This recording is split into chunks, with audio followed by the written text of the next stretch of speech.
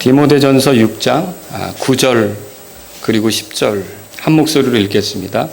그러나 부유하게 되고자 하는 자들은 사람들을 파멸과 멸망에 빠지게 하는 시험과 올무와 여러 가지 어리석고 해로운 욕심에 떨어지느니라.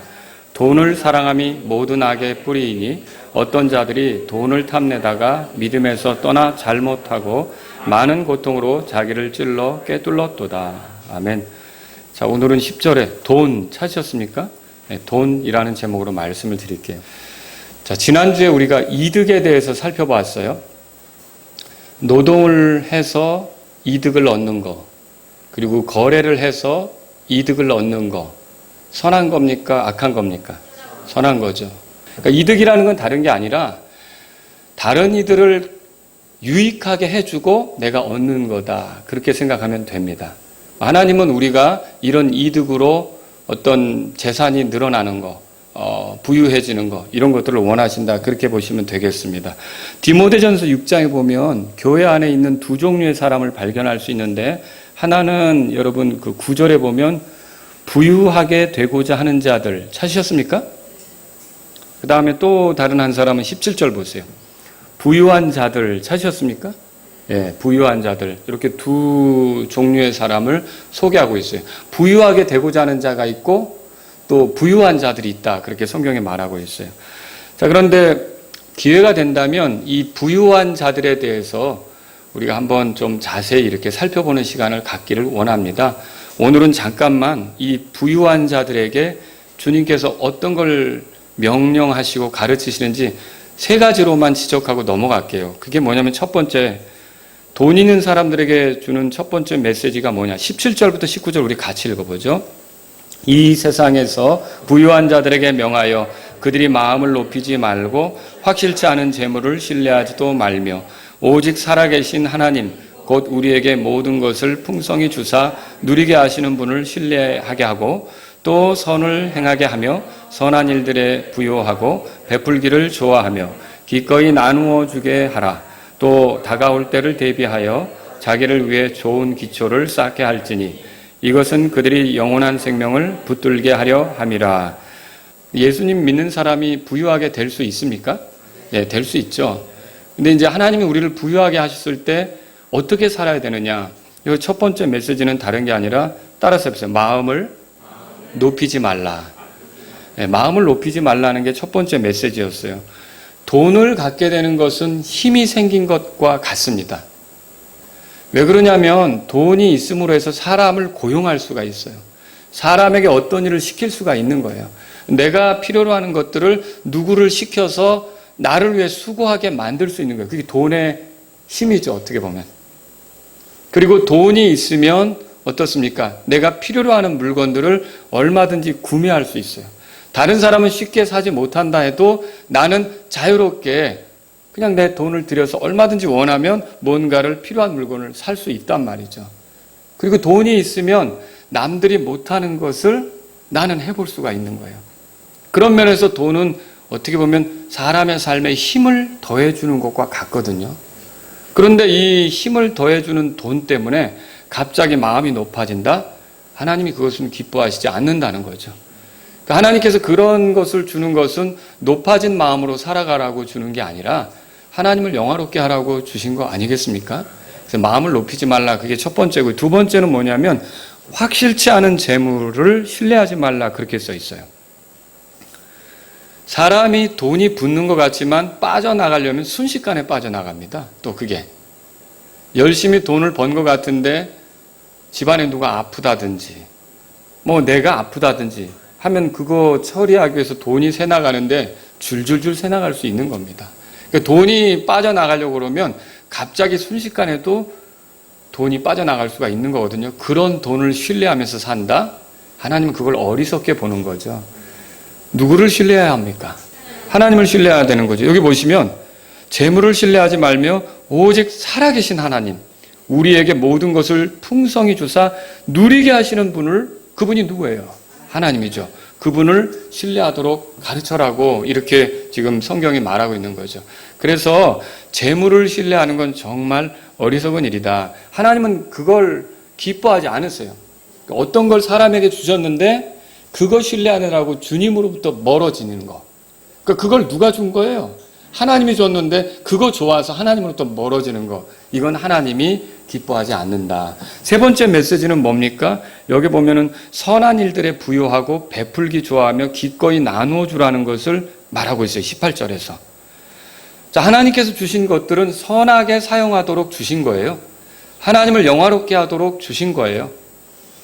근데 여러분과 제가 그리스도인이라면 다 결국은 그리스도의 심판석에 설 걸 믿으십니까? 우리가 부활을 통해서 그리스도의 심판석에 서게 될 것이고 주님으로부터 받은 보상으로 영원을 누리게 되는 거예요. 그러니까 주님으로부터 받은 보상은 영원을 보낼 수 있게 하는 그런 것이 되는 거죠. 그렇다면 우리가 이 땅에서 주님이 주신 물질을 선하게 썼을 때, 하나님의 영광을 위해 썼을 때 그리스도의 심판석에서 보상이 주어지게 될 거 아닙니까? 그럼 그렇게 보상이 주어지게 하는 이 땅에서의 그 수고, 물질을 가지고 선하게 사는 것은 그 영원한 생명을 위한 좋은 기초가 된다는 거죠. 그래서 19절에 그렇게 말하는 거예요. 또 다가올 때를 대비하여 자기를 위해 좋은 기초를 쌓게 할지니, 그런 말이 여기 나오는 거죠. 지금 저는 잠깐 부유한 자들에게 주시는 명령, 이걸 살펴봤는데요. 오늘은 더 많은 돈을 얻고자 하는, 그러니까 부유하게 되고자 하는 사람들에게 초점을 맞춰서 여러분에게 말씀을 드리려고 해요. 성경은 이렇게 돈을 더 많이 얻고 싶어서 애쓰는 사람, 그게 정말 내 삶의 중요한 목적이 돼버린 사람, 그러니까 부유하게 되고자 하는 게 내 삶의 중요한 목적이 돼버린 사람들에게 뭐라고 말했습니까? 파멸과 멸망에 빠지게 하는 시험과 올무와 여러 가지 어리석고 해로운 욕심에 떨어진다는 경고를 하고 있다는 거죠. 여러분 보고 돈을 모으지 말라는 말이 아닙니다. 그런데 그게 최고의 목적이 돼서 그렇게 인생을 살게 되면 여러분은 망가지게 돼 있다는 것을 알 필요가 있는 거죠. 그래서 오늘 저는 여러분과 함께 돈에 대해서 살펴보려고 하는 거예요. 오늘 제가 첫 번째로 드릴 말씀 뭐냐면 돈은 선한 것이다 라고 하는 거예요. 돈은 하나님께서 주신 창의력으로 사람이 만들어낸 거예요. 이 돈을 통해서 지금 세상이 발전해 온 거예요. 사람이 불을 발견해내는 거 있잖아요. 이게 인류 역사의 획기적인 일인 것처럼 돈을 발견해내고 돈을 만들어내고 돈을 통해서 거래하게 되는 거, 이거 정말 사람의 그 역사 속에서도 획기적인 일이 아닐 수 없는 거죠. 하나님께서는 이렇게 돈으로 사고 팔면서 좀 더 나은 생활을 할 수 있도록 우리에게 이런 그 환경을 허락해 주신 거란 말입니다. 짐승들은 돈을 사용할 줄 압니까? 자, 이게 진화론자들이 얼마나 어리석고 거짓말을 하는지를 우리가 가만히 이런 돈을 쳐다보기만 해도 알 수 있어요. 어떤 짐승이 잘 진화를 한다고 해서 결국은 돈을 쓰게 될 짐승이 있습니까? 예를 들어 뭐 사람하고 비슷하다고 하는 아프리카 원숭이가 계속 수백 년, 수천 년을 보내게 되면 그 원숭이들이 갑자기 돈을 쓰는 날이 올 것 같아요? 그 원숭이들 중에 어떤 원숭이가 우리 앞으로 바나나 거래할 때 돈으로 거래하자, 이런 원숭이 있을 것 같아요? 돈을 쓰는 건 사람밖에 없습니다. 그래서 그 진화론이라고 하는 건 잘못된 거라는 거죠. 이 돈을 쓸 수 있게 허락된 그런 존재는 사람이라는 거죠. 하나님께서는 우리가 돈을 가지고 살아가게 하셨다, 그겁니다. 지금도 돈이 없고 물물 교환을 한다고 생각해 보세요. 가정해 보세요. 제가 말씀을 준비하면서 이제 하나의 얘기를 상상해 봤는데 들어보세요. 흙으로 컵을 만드는 사람이 있어요. 물컵. 그거를 만들어서 하는 이제 이씨가 있다고 생각하세요. 이씨. 예? 그리고 옷을 만드는 그런 박씨가 있다고 생각해 보세요. 옷을 만들어서 이렇게 이제 뭐 아내 옷도 만들고 애들 옷도 만들고 이런 박씨예요. 근데 컵을 만드는 이 씨가 아내에게 그 옷을 해주고 싶은 거예요. 근데 자기는 능력이 안 되니까 박 씨에게 찾아가서 옷을 얻고 싶은 거예요. 박 씨가 만들어 놓은 옷이 있을 거 아닙니까? 그 중에 하나를 자기 아내에게 입혀주고 싶은 거예요. 그래서 컵을 하나 잘 만들어가지고 이 컵을 들고 갔단 말이에요. 그것을 본 그 박 씨가 그 컵을 보는 순간 원피스 하나랑 그 컵을 바꾸고 싶은 마음이 안 드는 거예요. 그냥 미치는 장사 같잖아요. 이게 컵은 40개는 있어야 이렇게 될 것 같은데 이거 안 되죠. 그리고 이제 고개를 절레절레 흔든 거예요. 그럼 다시 돌아갔죠. 자, 그래서 이번에는 어떻게 해요? 그 말을 들었기 때문에 컵을 40개를 자, 준비해가지고 이제 컵을 주겠다고 옷 하나 주세요라고 한 거예요. 근데 나는 우리 식구가 4사람밖에 없는데 이 40개를 어디다 두고 써요? 손님이 와도 이렇게 다 필요 없어요. 그래서 도로 40개를 또 가져간 거예요. 그리고 어떻게 할까 그러다가 이제 40개로 이제 다양하게 물건을 바꾸는 겁니다. 컵 3개로 계란 2판, 컵 5개로 배추 4포기, 컵 4개로 간고등어 2마리, 컵 5개로 돼지고기 다리, 컵 3개로 당근 20개, 컵 6개로 옥수수 20개, 그리고 컵 10개로 낚싯대, 그리고 컵 4개를 준비해가지고 다 바리바리 싸가지고 원피스 하나 얻으려고 간 거예요. 생각해 보세요. 원피스 하나 주세요. 나 지금 우리 아내에게 줘야 되는데 왜 이렇게 자꾸 왔다 갔다 하게 만드는 거예요. 그런데 이 박 씨가 하는 말이 저 낚싯대 있는데요? 당근은 60개나 있어요. 옥수수는 20개나 있고요. 이거 필요 없어요. 그럼 또 어떻게 해요? 또 그거 가져가서 밖으로 가야 되고. 여러분 물물 교환할 때 얼마나 불편할지 생각해 봤어요? 이런 불편함을 한 방에 해결하는 게 있어요. 그것만 있으면 한 방에 해결이 돼요. 그게 뭐예요? 돈이에요, 돈. 돈은 이런 물건의 가치를 매길 수 있게 하잖아요. 그리고 돈 화폐가 몇 개 있어서 뭘 살 수 있다 이걸 정하는 거 아닙니까? 돈만 있으면 이렇게 거래가 쉬워지는 거죠. 그래서 돈이 이처럼 유용한 겁니다. 다른 사람이 생산해낸 것을 살 수 있게 하는 게 돈이에요. 또 사고 파는 게 가능하게 만드는 게 돈이에요. 또 다른 사람을 고용할 수 있게 하는 게 돈이에요. 또 내 사업에 필요한 어떤 물건이 있다면 더 구할 수 있는 것도 돈이에요. 그리고 누군가에게 투자를 해서 이 사람이 좋은 아이디어가 있다, 또 좋은 것을 하고 있다, 그럼 내가 투자해서 그 사람이 번 것을 나에게 돌려줄 수 있도록 이윤을 얻을 수 있게 하는 것도 역시 돈이란 말이죠. 그러니까 여러분 이렇게 볼 때 돈은 나쁜 게 아니라는 거죠. 돈은 사람의 삶에 굉장히 필요한 거고 선한 것이다. 하나님께서 사람들이 돈을 가지고 살아가도록 만드셨다. 이걸 알 수 있는 거예요. 특히 구약에서 출애굽기 30장 16절에 보면 하나님께서는요, 속죄 돈도 받으셨어요. 그럼 하나님이 돈을 사용하셨단 말이에요. 이스라엘 백성이 속죄 돈을 내는 거 아시죠? 그리고 또 이런 경우도 있었어요. 자, 성전에 올라가서 희생을 드려야 되는데 집이 갈릴리 저쪽 먼 곳에 사는 거예요. 근데 그 희생물을 끌고 예루살렘까지 여행하는 게 힘든 거예요. 그럼 어떻게 하느냐? 돈으로 바꿔서 그 짐승을 돈으로 바꿔서 돈을 싸가지고 예루살렘에 올라가서 그걸 준비된 레위 지파에서 준비한 양 같은 거 있잖아요. 그럼 그걸 사가지고 희생물로 드리든지 이 돈으로 그렇게 하도록 하는 게 있다는 것이죠. 그럼 이런 걸 볼 때 어때요? 하나님께서 돈의 사용을 인정하신 것이고 하나님도 속죄돈을 취하셨다면 돈은 나쁜 겁니까? 선한 겁니까? 돈은 선한 거라는 거죠. 심지어 돈이 모두 사실은 하나님 거라는 거 아십니까? 제가 이 말씀을 드리면 안 믿는 사람은 되게 분개할 수 있어요. 왜 돈이 하나님 거냐? 여러분은 모든 돈이 하나님 거라는 걸 믿으십니까? 돈이 원래 처음에 만들어질 때 뭘로 만들어지죠? 금과 은으로 만들어지잖아요. 그 금전, 은전 그런 게 이제 처음에 돈으로 화폐로 이렇게 만들어지는 거 아닙니까? 근데 성경에 이렇게 써 있죠. 학개서 2장 8절에 하나님 말씀하셨어요. 은도 내 것이요 금도 내 것이라. 읽어보신 적 있죠? 그러니까 모든 돈이 다 누구 거예요, 사실은? 하나님 거예요. 그런데 이런 돈을 어떤 사람이 더 많이 가질 수 있도록 또 어떤 사람이 그걸 소유할 수 있도록 하나님이 이렇게 나눠주시는 거예요. 그 사람에게 돈이 붙게 하시는 거죠. 그 사람이 부하게 만들어주시는 거죠. 자, 이 이유는 뭘까요? 그 돈을 가지고 하나님을 영화롭게 하는데 살아보라고 그렇게 하는 것이죠. 사실 돈이 있을 때 우리는 다른 사람에게 의존하지 않고 어떤 문제를 내가 해결해 갈 수 있잖아요. 그러면서 어떤 걸 드러낼 수 있어요? 하나님께서 무슨 문제 해결할 때 다른 어떤 피조물에게 의존합니까? 그렇지 않죠. 하나님은 자신의 권능으로 모든 문제들을 해결해 나가시잖아요. 근데 우리는 그렇게 하나님처럼 완전하지는 않지만 부분적으로 이 돈을 가지고 어느 때 우리에게 주어진 문제를 해결해 가면서 하나님의 어떠하심, 하나님의 권능, 그렇죠? 하나님의 주권, 하나님의 지혜, 하나님이 스스로 문제를 해결하시는 것처럼 우리도 그런 것을 경험해 볼 수 있다는 거죠. 또 돈이 있을 때 우리는 부족한 사람들에게 이걸 베풀면서 필요한 것들을 공급해 주시는 그 하나님의 그 베푸는 거, 이런 것도 우리가 경험해 볼 수 있는 거죠. 그 돈이라는 게 있음으로 해서 힘을 갖잖아요. 그 힘을 가지면서 힘 있는 하나님이 어떻게 활동하시는지 이런 것들을 우리 삶으로 경험해 볼 수가 있다는 거죠. 그래서 돈은 그런 면에서 선한 거다, 이렇게 말할 수가 있는 것입니다. 하나님의 긍휼, 하나님의 공급, 이런 것들을 경험케 하는 게 돈이에요.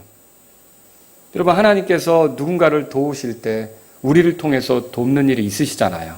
근데 우리는 돈을 통해서 그 일을 하는 거예요. 그러면 우리는 그런 일을 하면서 하나님께서 베푸시는 거, 긍휼히 여기시는 거, 공급하시는 거, 이런 것들을 우리 삶으로 하나님을 닮은 사람들로서 경험해 보는 거라는 거죠. 성경을 찾아보세요. 빌립보서 4장 보세요. 자, 그러면 여기 빌립보서 4장에 보시면 바울이 빌립보 교회 성도들에게 쓴 내용인데 15절, 16절을 보려고 해요. 바울이 사역할 때도 필요한 게 돈이었거든요. 복음 전도자로 다니는데 고린도에 있을 때 한때 텐트 만들고 이렇게 보낸 적은 있지만, 모든 것 바울이 이렇게 다니면서 어떤 모든 지역에서 항상 일하면서 사역할 수는 없는 거거든요. 근데 이 바울의 필요를 위하여 공급자가 되었던 사람들이 빌립보 교회란 말이에요. 빌립보서 4장 15절 16절 같이 읽겠습니다. 빌립보 사람들아, 이제 너희도 알거니와 복음의 초기에 내가 마케도니아를 떠날 때 주고받는 일로 나와 나눈 교회가 오직 너희 외에는 없었느니라. 보세요. 마케도니아 지역에서 사역을 정리하고 아가야로 옮겨갈 때 이 바울에 대해서 후원하고 이렇게 한 게 빌립보 교회였다는 거죠. 물질적으로. 또 16절 다 같이 읽겠습니다. 심지어 데살로니가 있을 때에도 너희가 한 번, 그리고 또 다시 내 필요를 위해 보내온, 데살로니가 있을 때에도 그렇게 바울이 데살로니가 사역할 때도 빌립보 교회에서 그렇게 물질을 보냈다는 거죠. 그게 얼마나 귀한 것이었는지. 자, 이게 18절에 오직 내게는 모든 것이 있고 또 풍부하니라. 에바브로 디도 편에 너희가 보낸 것을 받았으므로. 이게 무슨 말이에요? 바울이 지금 로마 감옥에 있는데 그때도 또 빌립보 교회에서 보낸 거예요. 선교헌금이죠, 말하면. 선교헌금이에요. 근데 이거에 대해서 뭐라고 말하냐면 이렇게 써 있어요. 자, 내가 풍족한데 이것은 달콤한 냄새의 향기요 받으실 만한 희생물이며 하나님을 매우 기쁘게 한 것이니라. 그러니까 이렇게 사역에 물질로 동참했던 것이 하나님을 기쁘게 했던 것이다라고 바울이 얘기하는 거죠. 그리고서 그 19절에 유명한 말이 나오는 거예요. 19절 다 같이 읽겠습니다.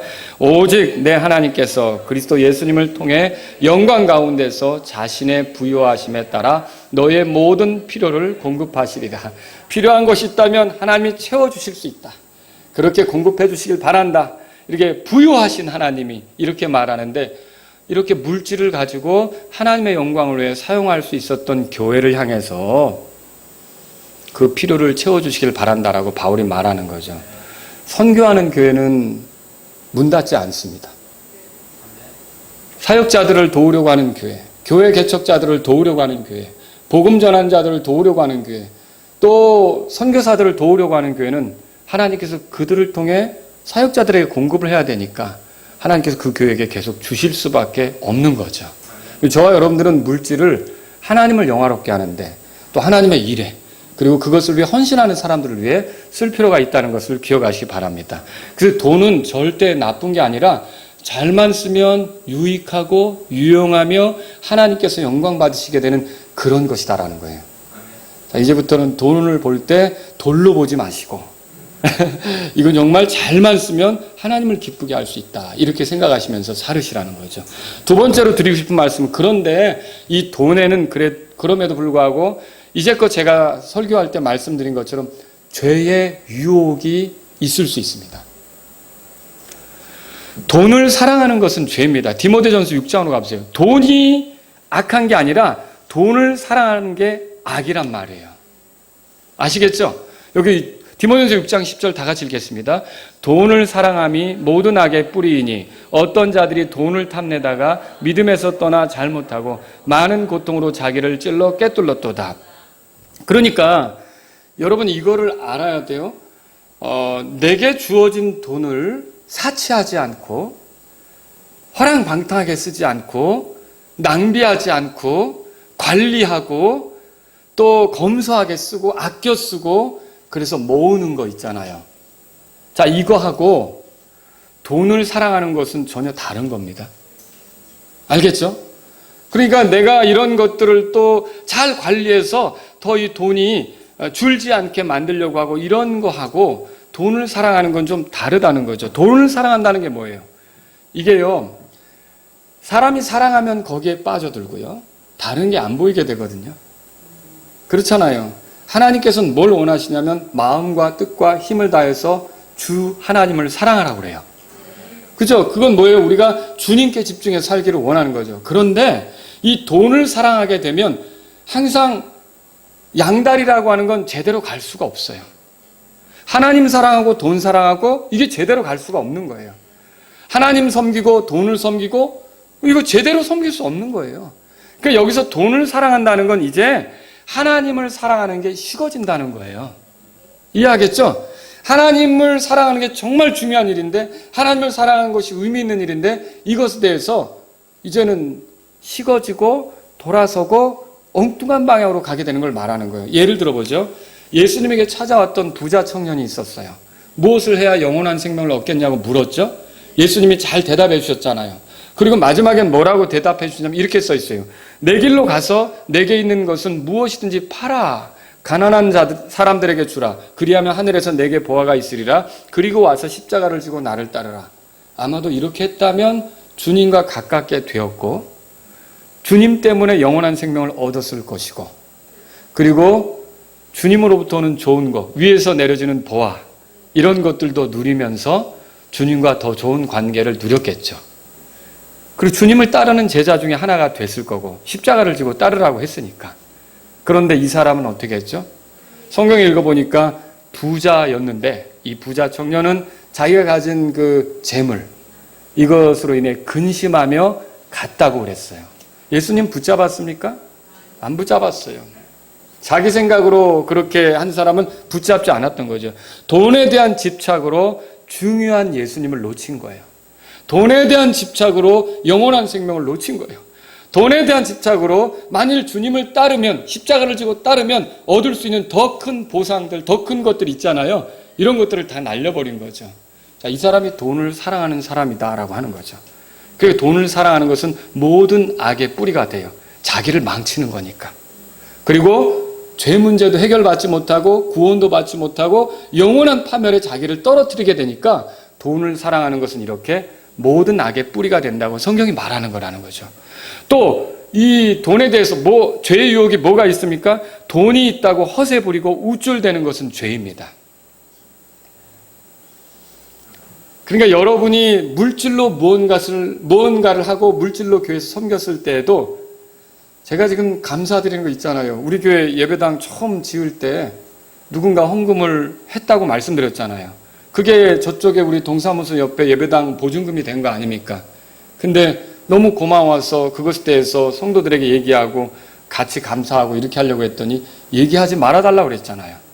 그래서 결국은 그분이 하는 말이, 저는 주님 앞에 가서 보상을 받겠다고. 그래서 제 아내도 누군지 몰라요. 가끔 20개국어로 저한테 물어보려고 해요. 남자야 여자야 이런 거. 우리 교회야 다른 교회야 막 이렇게 물어보려고 해요. 막 접근해서. 그거예요. 내가 뭔가를 해놓고 우쭐대거나 자랑하려고 하는 것은 하나님이 기뻐하시지 않는다는 거죠. 예레미야 9장 23절에 이렇게 써있어요. 주가 이같이 말하노라. 지혜로운 자는 자기 지혜를 자랑하지 말고 용사는 자기 힘을 자랑하지 말며 부자는 자기 재물을 자랑하지 말라. 우리가 자랑하고 우쭐대는 건 하나님이 기뻐하지 않습니다. 우리의 자랑은 아무리 돈이 많아도 돈이 아니라 예수님이어야 합니다. 예수님이 우리 자랑이 돼야 되죠. 돈 자랑하다가 끝나면 안 됩니다. 그런 인생이 되면 안 됩니다. 우리 평생에 예수님 선전하다가 끝나야 되는 거예요. 예수님 자랑하다가 끝나야 되는 거예요. 그래서 이 돈 좀 있다고 허세 부리고 우쭐대는 건 죄라는 거죠. 또 돈 있다고 없는 자를 괄시하는 것도 죄란 말이에요. 야고보서에 보면 부유한 자들을 우대하고 가난한 자들을 괄시하는 것에 대해서 이렇게 말하고 있습니다. 야고보서 2장 6절인데 그러나 너희는 가난한 자들을 없인 여겼도다. 부자들은 너희를 학대하고 재판석 앞으로 너희를 끌고 가지 아니하냐. 부자들은 학대한다고 써 있어요. 이런 문제가 있는데, 자 보세요. 우리가 성경을 보면 잠언 17장 5절에 이렇게 써 있는 걸 읽을 수 있어요. 누구든지 가난한 자를 조롱하는 자는 그를 만드신 분을 모욕하나니. 읽어보셨죠? 그래서 결코 부유하게 됐다고 해서 없는 사람을 괄시하는 것은 하나님이 기뻐하지 않는다. 그 죄다. 이렇게 알아야 되는 거죠. 또 돈이 있다고 그 돈으로 악한 일을 꾸미고 방탕한 것도 죄입니다. 사람이 이제 돈 맛을 보기 시작하니까 엉뚱한 짓을 하러 돌아다니는 거예요. 하지 않았던 짓을 하고 돌아다니는 거죠. 그렇게 된다면 차라리 돈이 없었던 게 더 나을 뻔한 거죠. 갑자기 돈이 생겨서 이상한 짓 하고 돌아다니면, 하지 말아야 될 짓을 하고 돌아다니면 돈이 없었던 게 더 나았던 거라는 거죠. 야고보서 5장 5절에 너희가 땅의 쾌락 가운데 살며, 이거 부자들에게 하는 말이에요. 너희가 땅의 쾌락 가운데 살며 방탕함에 빠져 살육하는 날에서와 같이 너희 마음을 살찌게 하였도다. 그 살육하는 날 잡을 고기, 그 돼지 있잖아요. 돼지가 피둥피둥 살찌잖아요. 그런 것처럼 방탕으로 피둥피둥 살찌어서 하나님이 심판할 때 제대로 당하려고 준비하고 있구나. 그런 소리죠. 그러니까 부유하게 되었을 때 그 돈으로 엉뚱한 짓, 도덕적으로 타락하는 일, 하나님이 기뻐하지 않는 일, 이런 일들을 하는 건 차라리 그 돈이 없었던 게 더 낫다는 것이죠. 부유한 자들은 조심해야 되는 거죠.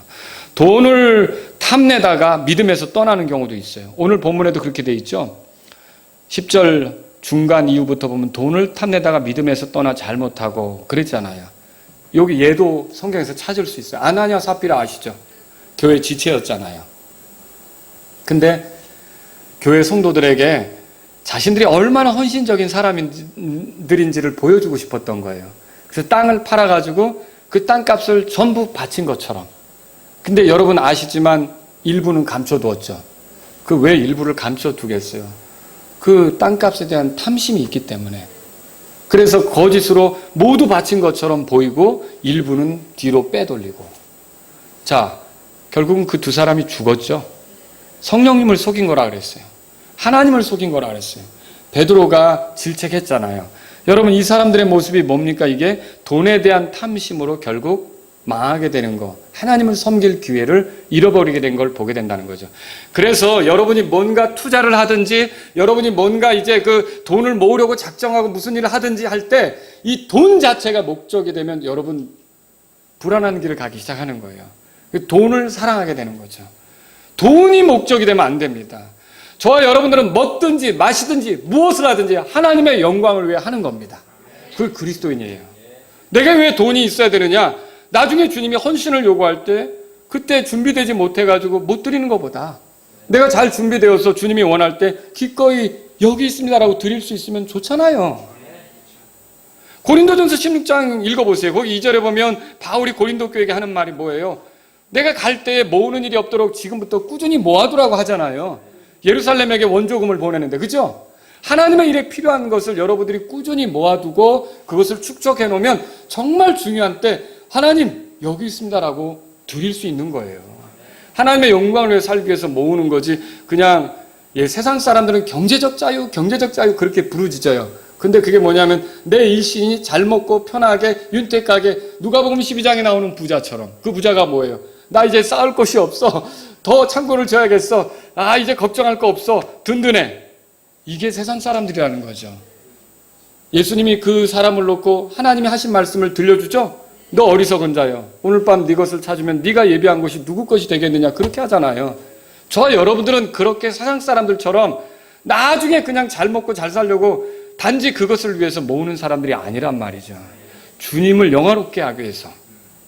노후 준비한다? 여러분 노후 준비도 좋죠. 왜냐하면 내가 나중에 힘이 없을 때 그렇게 어떤 준비된 걸로 살아가면 그게 하나님께 영광이 되는 거죠. 그렇죠.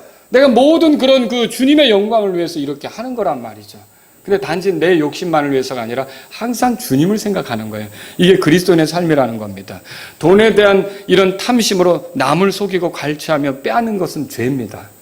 보험 사기 아시죠? 그냥 다치지 않았는데 보험금 타먹으려고. 이런 거, 그게 그 돈에 대한 탐심으로 그렇게 하는 거예요. 보이스피싱. 이건 제가 아주 지옥에 들어갈 죄라 그랬잖아요. 그죠? 이 설교를 듣는 혹시 그 보이스피싱 하는 사람 있으면 회개하셔야 돼요. 그렇지 않으면 정말 하나님의 심판을 당할 때 끔찍합니다. 갈취하고 도둑질하고 보험금을 노린 끔찍한 일, 이런 모든 것들이 다 돈에 눈이 어두워서, 탐심에 눈이 어두워서 자기를 망치는 것이다. 그렇게 보는 거죠. 돈에 대한 집착으로 그것을 쌓아두고 선한 일에 사용하지 않는 것도 죄예요. 돈을 쌓아두어야 될 때가 있어요. 돈을 쌓아두면 안 돼. 그러니까 그냥 펑펑 쓰고 다니고. 맞아요? 그냥 사지 않아도 될 걸 막 사고 다니고. 맞아요? 아니죠. 우리는 사치하면 안 되잖아요. 낭비하면 안 되잖아요. 돈을 잘 아끼고 살아가는 게 필요한 거죠. 그렇죠? 그 다음은 돈을 모으게 되는 거고. 자, 그리고 또 언젠가 뭔가를 쓰기 위해서 여러분이 모아둘 수 있는 거 아닙니까? 내 자녀 교육비가 필요하니까 내가 모아둬야겠다. 그럼 모아둬야죠. 갑자기 나중에 어떻게 꾸러 다니려고요. 그러니까 우리는 이런 모아두는 게 지혜란 말이죠. 그런데 여러분, 어떤 경우는요, 모아두기만 하고 그걸 보면서 든든하게 생각하면서 가치 있는데, 의미 있는데, 하나님을 기쁘게 하는데 전혀 관심이 없는 경우예요. 여러분, 누가복음 12장 15절에 이렇게 써있어요. 탐욕을 주의하고 조심하라. 사람의 생명이 그의 풍부한 소유에 있지 아니하니라. 믿으십니까? 예. 그래서 우리가 어디까지나 돈은 하나님의 영광을 드러내기 위해 주어진 것이다. 그렇게 생각하셔야 돼요. 돈을 사랑하는 사람은 돈 자체가 목적이 되는 거죠. 주님을 사랑하는 사람은 돈을 버는 이유, 돈을 모으는 이유, 투자를 많이 해야 되는 이유가 다 어디에 있어요?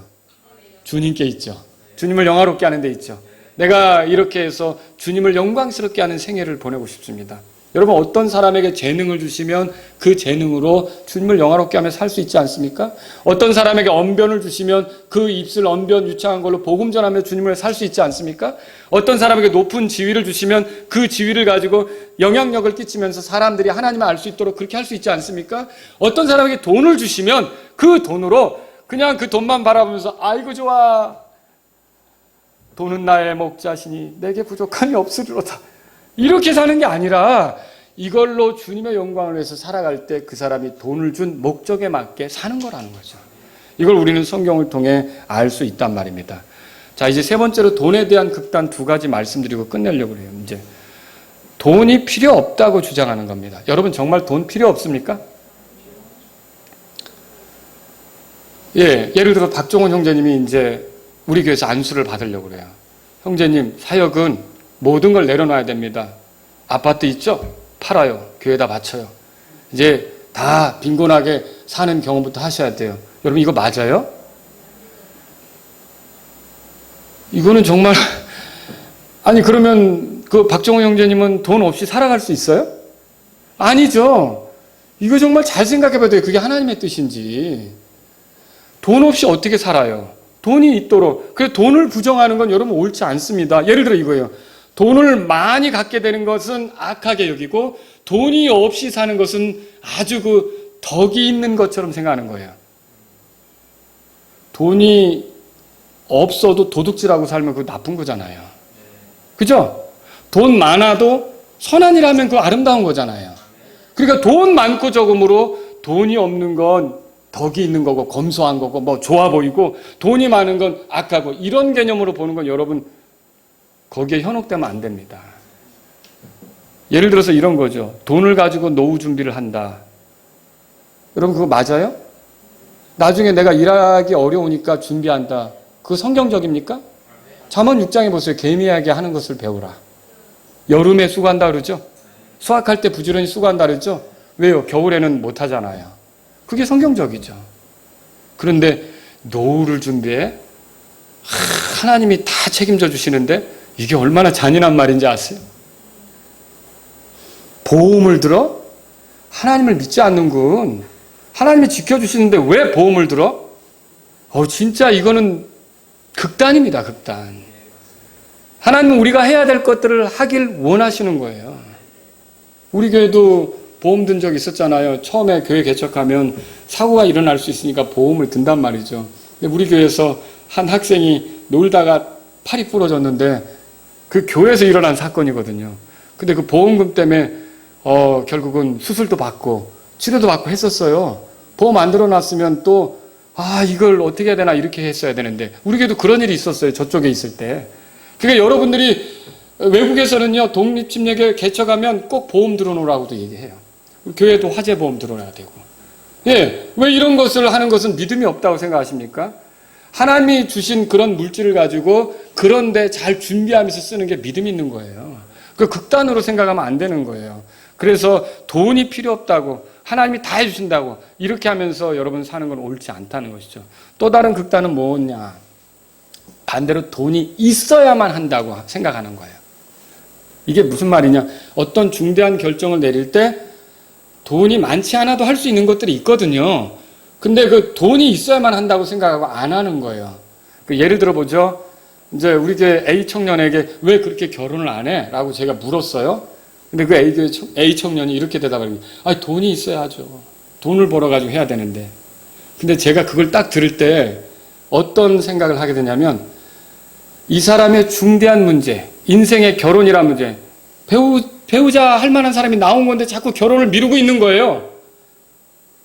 아니, 배우자 할 만한 사람이 지금 만나고 있고 데이트도 하고 다니는데 결혼을 미루는 거예요. 근데 왜 결혼을 미뤄? 자꾸 지금 몇 년째인데 돈이 없어요.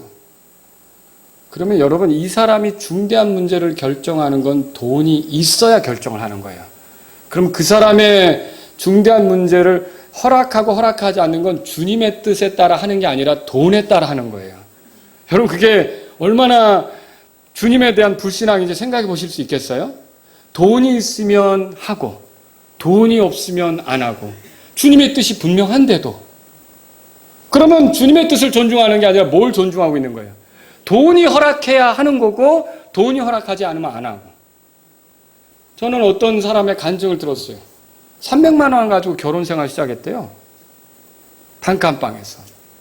결혼을 할 때는 단칸방이 좋아요. 부부싸움 해봐야 딴방 가지도 않고. 그렇잖아요.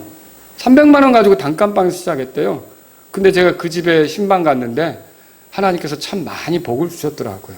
그러니까 여러분과 저는요, 돈이 있어야 하죠가 아니라 이게 하나님의 뜻이고 우리가 조금만 생각해 보면 할 수 있다고 판단이 될 때는 하실 수 있다는 것이죠. 근데 많은 사람들이 돈이 있어야 한다고 생각해요. 저도 교회를 할 때 재정 형편을 고려합니다. 재정 형편이 어려우면 저는 기다립니다. 재정 형편이 어려운데 무리를 해서 뭔가를 하고 싶지 않다는 거죠. 주님이 준비시켜주면 하는 것이 좀 더 이렇게 또 주님이 준비시켜 주셨다라는 걸 보면서 할 수 있으니까. 그런데 어떤 경우는 많은 돈이 없어도 할 수 있는 그런 경우가 있다는 거예요. 그런 경우인데 굳이 돈을 기다리면서 망설일 필요가 없는 거죠. 그렇지 않습니까? 그런 데는 어때요? 돈과 상관없이 이게 주님이 기뻐하는 거라고 판단이 되면 뛰어드는 거죠. 하는 거죠. 여러분, 우리의 인생의 문제를 돈이 결정하게 한다. 돈이 있어야 내가 이것도 하고 저것도 한다. 여러분, 잘못입니다.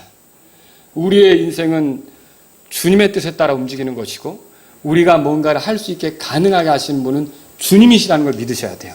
이 주님의 자리에 돈을 올려놓으면 여러분은 큰일 나는 겁니다. 그래서 우리는 항상 주님을 섬기고 주님의 뜻을 존중하고 주님의 권능을 따르는 그런 저와 여러분들이 될 수 있기를 바랍니다. 말씀을 정리하죠. 이득을 얻는 거 선한 거라 그랬죠. 돈을 버는 거, 돈을 모으는 거 선한 겁니다. 세상 사람들이 경제적 자유라고 하는 것은요, 그들이 편리한 대로 원하는 대로 사는 것을 꿈꾸면서 그냥 뭐 돈 걱정 없이 살아가는 거, 그게 이제 경제적 자유죠. 근데 저와 여러분들은 왜 돈을 모읍니까? 왜 저축합니까? 다 하나님의 영광을 위해서.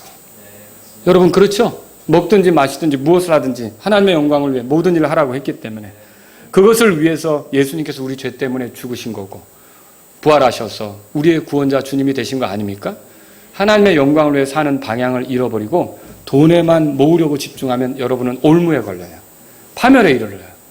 아나니아 삽비라처럼 된단 말이죠. 그래서 돈이 목적이 된 삶이 아니라 주님의 영광이 목적이 돼야 되는 거예요. 돈이 목적이다 그러면 뭐예요? 돈을 얻는 것 자체가 목적이라면, 돈을 얻기 위해서라면 부당한 것에도 타협을 하게 돼요. 부당한 거래도 하게 되는 거고요. 하나님은 그걸 기뻐하시지 않는 거예요. 우리가 돈을 모아야 하고 관리하고 잘 써야 되지만 여러분, 이런 모든 것들이 다 하나님의 영광을 위해서 주님을 기쁘게 하기 위한 것이라는 걸 믿으시기 바랍니다. 자, 돈에 대해서 몇 가지 정리하고 끝내죠. 돈은 악한 것입니까? 아니라 그랬죠? 돈은 선한 거라 그랬어요. 악한 게 뭐냐? 돈을 사랑하는 거예요. 그러니까 주님을 사랑해야 될 사람이 돈에 빠져서 주님이 점차 보이지 않게 되는 거죠. 주님에 대한 사랑이 식어지는 거죠. 돈은 인간의 삶에 필요한 겁니다. 가난을 미덕으로 생각하고 부유함을 악덕으로 생각하는 건 옳지 않습니다. 그래서 이게 정치인들 중에도요, 꼭 가난한 자의 편만 들려고 하는 사람은 조심하세요. 가난한 자의 편만 들려고 하는 사람은 조심하세요. 항상 공의롭게 판단하려고 해야 돼요. 가난한 자가 잘못하면, 그리고 부자가 올바르게 했으면 부자 편에 서야 되는 거예요. 그리고 부자가 잘못하고 가난한 자가 옳았으면 가난한 자 편에 서는 거죠. 왜 옳고 그름이 가난하냐 부하냐 이걸로 판단이 됩니까? 그래서 정치인들 중에 가난한 자의 편만 계속 얘기하면서 선동질하면 여러분 그 사람들 절대로 따르면 안 되는 거예요. 이거 제 말이 아니라 하나님 말씀이에요. 레위기 찾아보세요. 19장. 레위기 19장. 굉장히 가난한 사람을 위하는 것처럼 얘기하는데 가난한 사람만 사람이냐고요. 여러분 성경에 읽어볼 때 부하게도 하시고 가난하게도 하시는 분이 누구예요? 하나님은 가난한 자만 만드십니까? 부자는 누가 만드는 거예요? 하나님 만드시죠. 저는 부자가 아니라서 이렇게 얘기를 하는데 목사님 이렇게 부자 편을 드시는 것 같은데 아니요. 하나님은 공정한 편에 서시는 거예요. 부자든지 가난하든지 악하게 살면 심판 대상이 되는 거고요. 부자든지 가난한 자든지 옳게 걸으면 하나님이 기뻐하시는 거라는 거죠. 레위기 19장에 보세요. 15절에 다 같이 읽겠습니다. 너희는 재판할 때 불의를 행하지 말라. 너는 가난한 자의 외모를 중시하지 말고 강력한 자의 외모를 존중하지 말며 오직 의롭게 내 이웃을 재판할지. 오직 의롭게 판단해야죠. 왜 무조건 가난한 자의 편만 들으려고 그래요? 그렇죠? 그러니까 공정하게 판단해야 되는 거죠. 그래서 하나님은요, 부자도 만들고 가난한 자도 만드는 거예요. 사무엘상 2장에 있어요. 그분은 부하게도 하시고 가난하게도 하시고. 그러니까 우리는요, 가난한 자를 업신여기는 거는 하나님을 조롱하는 거라고 그랬고, 부자를 또 이렇게 코너에 몰고 이렇게 하는 것은 하나님이 그 사람을 그렇게 만든 걸 시기하고 질투하는 것이라는 거죠. 그럴 필요 없다는 거예요. 두 번째로 돈을 사랑하지 말라는 거죠. 노동이나 거래로 이득이 생기면 사치방탕하지 말고 모으십시오. 청지기로서 관리하십시오. 관리하는 것과 돈을 사랑하는 것은 다릅니다.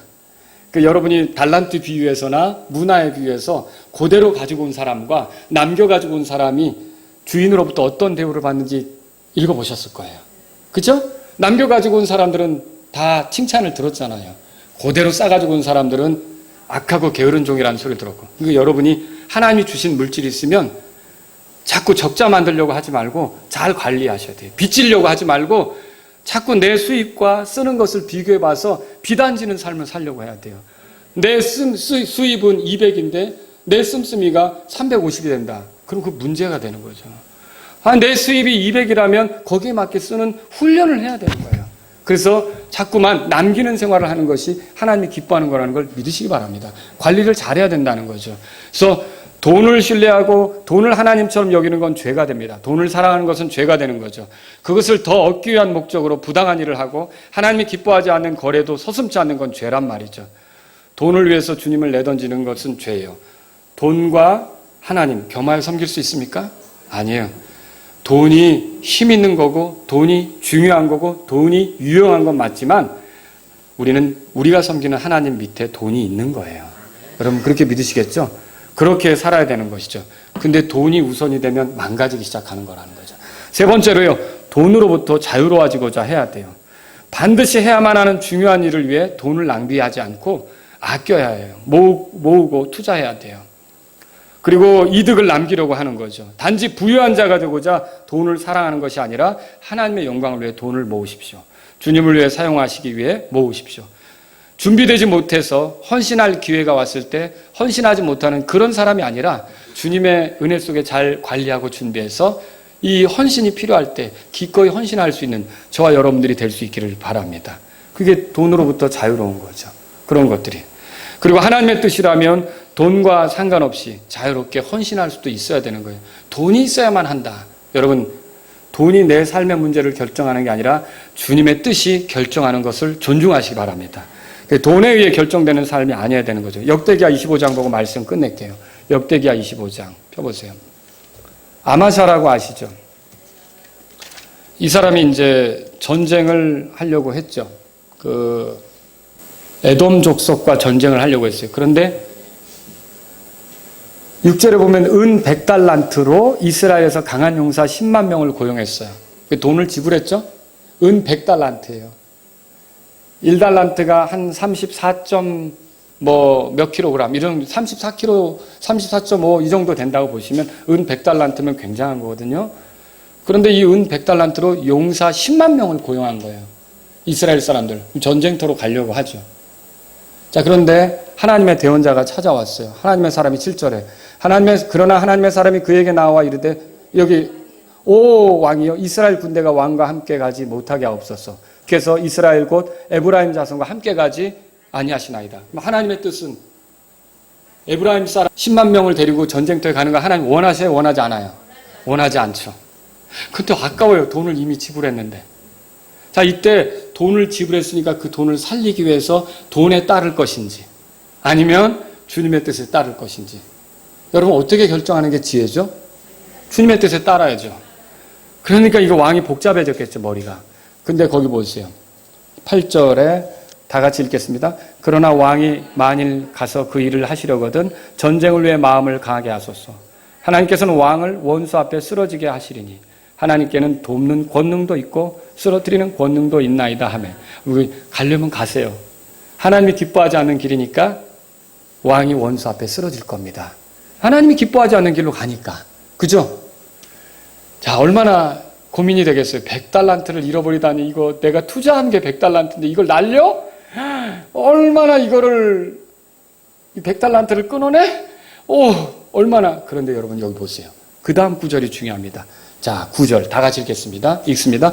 아마샤가 하나님의 사람에게 이르되 그러나 내가 이미 이스라엘 군대에게 준 100달란트에 대해서는 우리가 어찌할 고민이 되죠. 이거 어떻게 해?